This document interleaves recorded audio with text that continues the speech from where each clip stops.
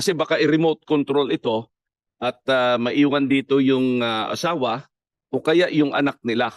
At sila na ang magsagawa nitong pangangalap ng intelligence information or other information affecting our national security, Your Honors. On the assumption na acting in bad faith, of course, di ba? But that's a matter of defense, of course. Kung halimbawang in good faith naman, nagpakasal without knowledge of being used as a tool for convenience to operate, to undergo espionage operations, yun ang nirefer mo. Yes, Your Honor, but yung nagpakasal in good faith, at the instance of the marriage, yung unang pagkasal pa lang, wala yun. Pero kung as you were saying, sleeper cell ito, then that can come after 5, 10, 15 years. At pag medyo maganda na, stable na yung kanilang relationship, the wife or the offspring, pakagamitin ito ng foreign threat actor na magsagawa ng pangalap ng information that would compromise our national security. Yung principle of extraterritoriality, would it be helpful if we incorporate that in the measure? That would be helpful, Your Honor. But again, ang kawawa dito yung pinakasalan, yung spouse, no? Principle of extraterritoriality, even if the crime is committed outside the jurisdiction of the country, pwede pa rin nating habulin, di ba? Under that principle. Of course, Your Honor, because this is in relation always to the Cybercrime Prevention International Act, law. International which is law. a borderless Yeah. transnational crime, Your Honor. So, thank you, Your Honor. basta nasa jurisdiction pa rin siya, say, in the premises of the Philippine Consulate or Philippine Embassy or even in a Filipino vessel, doon na commit, then we can still acquire jurisdiction over these persons, even if they are foreign nationals. Yes, Your Honor. For as long as we can file a case here, it's impacting Of course. yes, we can acquire jurisdiction. Yeah, actually, and we can always apply extradition, di ba? The extradition treaty, assuming that we have existing extradition treaty or treaties with the countries where the foreigners live or are residents of. That's correct, Your Honor. Thank you. That's all for me, Mr. Chairman. I yield the floor. Thank you, Senator Lacson. Before that, I would like to acknowledge the presence of Senator Raffy Tulfo. Senator Joel Villanueva is requesting that his opening statement be inserted into the records. And I have received information that the AFP and the PNP have any do you have any presentation to present?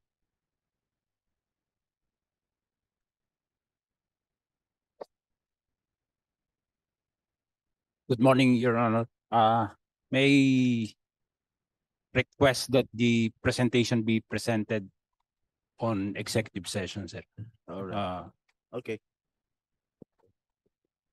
Yeah, you have any opening statement, Senator Raffy?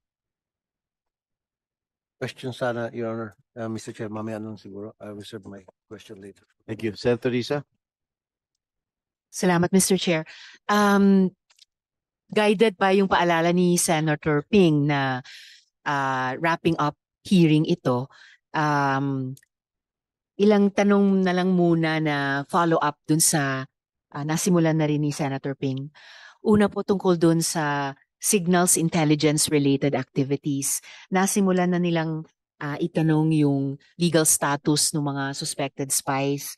So yung follow-up question ko po doon, siguro kay Director Lavin din, paano nakapasok yung mga taong iyon, yung mga suspected spies or agents? Paano sila nakapasok in the first place? Well, thank you, Your Honor. Mr. Chair, we would rather defer to kasi ang point of investigation lang ng NBI from case build-up to arrest and then prosecution, we submit this with the Department of Justice. But on backtracking, I would defer to the Bureau of Immigration. Paano silang pumasok, including maybe the Bureau of Customs on the matter of yung pagpasok ng mga equipment Because these are simple equipments. Hindi ito yung mga high-end equipments na medyo mainit sa mata. So I would defer to these agencies, Your Honors, Mr. Chair. Salamat, Director. Sa bagay, binanggit nyo kanina kay Senator Ping na nagko-coordinate na rin po kayo sa BI. Yeah, I do remember that now. And na-anticipate nyo yung isa ko pang follow-up question, nabanggit nyo na rin po yung Bureau of Customs. Kasi yung mga gamit na ito, na ginagamit nila sa Signals Intelligence or nagagamit sa CGN, yun na nga, yung tanong, paano sila nagkaroon yan? So wala po ba tayong measures in place para i-monitor either yung pagbili niyan domestically or import niyan from outside? So yun na po yung sabi niyong kino-cover ngayon ng Bureau of Customs. That's correct, Your Honors, Mr. Chair. Ang iba dito kasing equipment are as simple as the pieces of equipment that we can acquire or buy or purchase sa mga regular stores, no? Carrying this equipment, electronic equipment. So madali silang mag-assemble. Magagaling lang talaga sila, Your Honors, Mr. Chair, mag-assemble nito. Depende sa kung paano nilang gagamitin. They have the technical capability, the technical know-how. Kaya yung pinapadala nilang tao dito, yung magagaling. In the case of the COMELEC we had, nagpalit sila ng tao dito. On the first 2 days of the surveillance operations, nung nakahalata yung isa, lumipad kaagad, hindi namin naabutan. Yung pangalawa ang inabot namin to continue operating the equipment. Thank you, Mr. Chair. Which I guess, yes, Mr. Chair. Just like to acknowledge the presence of Senator Bato de la Rosa. Please proceed. Salamat, Mr. Chair. And yung isang huling sinabi nyo, Director, ay halimbawa nung pinag-usapan nyo rin ni Senator Ping earlier na hindi lang pala kapag naaresto, napapalitan naman kaagad, pero makaramdam lang sila na ino-observe nyo sila, maaring umalis na at mapalitan agad. Regarding, sir, the simple equipment na madali namang bilihin sa mga brick and mortar stores natin, wala po bang kahit simple din na measure tulad ng pag-request sa mga stores na ganitong mga gamit na naobserbahan ninyo ay nagagamit na sa mga suspected espionage activities? At least may listahan sila kung kailan at in what quantity, kung hindi man sino ang bumibili. Para kapag meron kayong inimbestigahan ganitong espionage-related or suspected activities, may mababalikan kayong records ng purchases domestically. Thank you, Your Honors, Mr. Chair. That's a good point, Madam Senator. We will confer with our Computer Crimes Division and Digital Forensic Division on trying to make representations with the business community para lang ma-monitor kung hindi man ma-regulate, no? Para lang at least ma-monitor who are buying what equipment and for what use. Mas maganda din siguro kung stricter yung regulation and implementation nitong klaseng equipment para nakalagay sa resibo, nakalagay anong serial number, kung may serial number ito, para madali rin namin ito ma-monitor. Thank you, Mr. Chair. Salamat, Director. Pangalawa, follow-up question din dun sa nabuksan na ni Senator Ping sa inyo at sa AMLAC, tungkol nga po sa AMLAC. Yung follow-up question ko tungkol sa economic infiltration. Kasi the Philippine Navy has previously stated that control of the Grande and Chiquita Islands near Subic Bay is essential to maintaining Philippine maritime strategic security, after it was reported that the Subic Bay Metropolitan Authority had entered into an agreement with GFTG Property Holdings and the Sanya CEDF, Sino-Philippine Investment Corporation, for the development of the aforementioned island. So tanong ko po sa resource persons natin, Mr. Chair, do we need new legal mechanisms to ensure that economic and social agreements, halimbawa mga sister city arrangements, investments contracts, kahit mga kontrata tungkol sa pagkontrol ng ating sariling power grid, that these cannot serve as economic infiltration or compromise our national security objectives? Sino po kaya, Mr. Chair, ang pwedeng mag-address nito?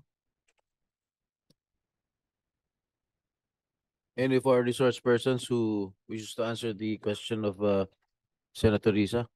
Perhaps DOJ, Mr. Chair, kung nandito po Do sila. you have any representative from the Department of Justice?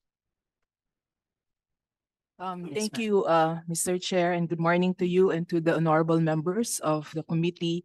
With respect to the question of Her Honor Sen. Hontiveros, the DOJ understands, of course, that these activities are also going on, that we need to guard ourselves against agreements that can be considered as economic interference. In fact, Mr. Chair, when we are reviewing these bills, because this is the first time that we're going to criminalize and penalize foreign interference, Mr. Chair. This is the first time, right? And we understand that the term foreign interference is actually a broad term vis-a-vis espionage. You can conduct foreign interference using espionage. This is actually a very broad term. And when you say foreign interference, it can include economic interference, actually, Mr. Chair. So we have not yet submitted our position paper, and we're going to take into consideration whatever discussions we have here, because we are concerned that since this is the first time we're going to criminalize foreign interference, Mr. Chair, it's a very broad term. We are making sure that the elements of the crime are precise so that it would help the conduct of proper law enforcement, and as well as avoid arbitrary application, Mr. Chair. So we're just concerned with the broadness of the term foreign interference, and we understand that it can actually include economic interference as stated by Sen. Hontiveros. Thank you, Mr. Chair. Thank you, ma'am. And I believe the whole committee led by our chair would appreciate yung advice ninyo on any, if any, new legal mechanisms, whether to address espionage more narrowly or yung mas malawak pa na sinabi nyo nga na economic interference. Yes, Mr. Chair and Sen. Hontiveros, we'll include this in our position paper, written comments, Mr. Chair. Thank you. Thank you, ma'am. And I wonder, Mr. Chair, if makapagsasubmit din po sila sa komite kasabay po ng, I think it was AMLAC by next week, Yes. Mr. Chair? Can you submit the position paper of the DOJ by next week? Yes, Mr. Chair, we will do that. A week from Okay, now. so 1 week? Yes, All Mr. right. Chair. Salamat, ma'am. Salamat po, Mr. Chair. And then follow-up lang po dun sa unang follow-up question. Kung nandito po yung Bureau of Immigration, nandito po ba sila? Wala pa po. Sige po. Kahit po sa ating National Security Council, kung may kaalaman na po yung council kung paano po nakapasok yung mga suspected spies or suspected agents sa ating bansa, gaya ng sinimula naming pag-usapan ni Director Lavin kanina. Any representative from the NSC? All right. Good morning, Mr. Chair. Good morning, honorable senators. As of the moment, the NSC has no knowledge yet as to the entrance or arrival of suspected spies. Thank you. Hopefully, ma'am, Mr. Chair, pwede nyo po kaming i-update dahil dumadami na nga po yung ganito pong mga instances, and I'm sure yung ating mga policy making at saka law enforcement bodies ay natututo paano nangyayari ito at nagkakaroon ng pamamaraan paano ito mapigilan at paano lalong dumami. Whether you would prefer to advise the committee through the chair in open hearing or like rather like the AFP in executive session, but please do update our chair and the whole committee, ma'am. Salamat po. So, Chair, I just have a last few questions na hindi pa po nabuksan kanina. Baka po natanong na rin ng 19th Congress, but I just like to add a few more details. Tungkol nga po dito sa recent na nabalitaan natin na Chinese nationals na nakakapagmiyembro sa PCG Auxiliary. So noong 2024 pa lang, na-expose sa pagdinig ng House of Representatives Committee on Transportation yung issue ng pagpasok o infiltration ng foreign individuals sa Philippine Coast Guard.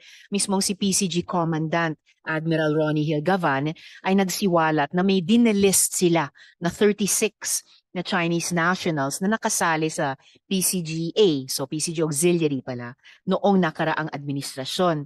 Pero nitong linggo lang, may na-delist na isa pang Chinese businessman na naging auxiliary commodore pa. So, tingin ko po, Mr. Chair, hindi na dapat maulit yan. So ang tanong ko po, how can our laws and policies prevent future